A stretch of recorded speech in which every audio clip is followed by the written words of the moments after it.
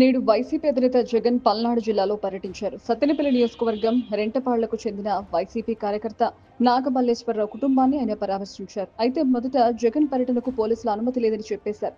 అయినప్పటికీ పోలీసుల విజ్ఞప్తిని పట్టించుకోకుండా జగన్ వెళ్లారు. ఈ నేపథ్యంలో అటు పోలీసులకు, వైసీపీ నేతలకు మధ్య కొన్ని చోట్ల తీవ్ర వాగ్వాదాలయ్యాయి.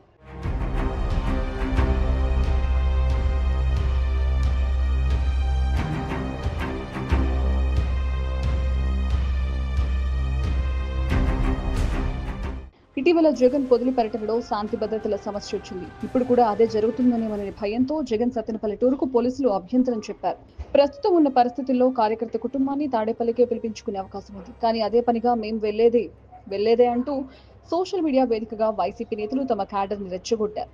దీంతో భద్రతా కారణాల రీత్యా అతి కొద్ది మందితోనే జగన్ రెంటపాళ్ల వెళ్లాలని పోలీసులు చెప్పారు.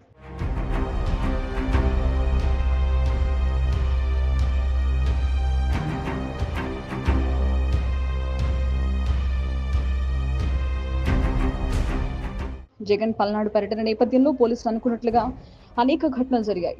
జగన్ ర్యాలీలో ఓ వాహనం ఢీకొని వృద్ధుడు మరణించాడు. మరొక చోట పరిమితికి మించి వెళ్లకూడదన్న పోలీసులతో అంబటి వాగ్వాదానికి దిగారు. ఇంకొక చోట ఒక్కొక్కరిని నరుకుతామంటూ రాజారెడ్డి రాజ్యాంగం పల్నాడు నుండి మొదలంటూ రెచ్చగొట్టేలా వైసీపీ క్యాడర్ ఫోటోలు పెట్టుకుని బైకుల మీద తిరిగారు. ఇలాంటి వాళ్ళను వైసీపీ కంట్రోల్ చేయడం లేదని, వైసీపీ కావాలనే కవ్వింపు చర్యలకు పాల్పడుతుందని టీడీపీ శ్రేణులు అంటున్నారు. నిజంగా ఏపీలో రెడ్ బుక్ రాజ్యాంగం అమల్లో ఉంటే ఈ రోజు ఇంతటి ఉన్మాదానికి వైసీపీ వెళ్లలేదని హెచ్చరిస్తున్నారు. ఇటువంటి వాళ్ళు రాష్ట్ర శాంతి భద్రతలకు విఘాతం కలిగిస్తారని, వీళ్లపై పోలీసులు తక్షణమే చర్యలు తీసుకోవాలని అంటున్నారు.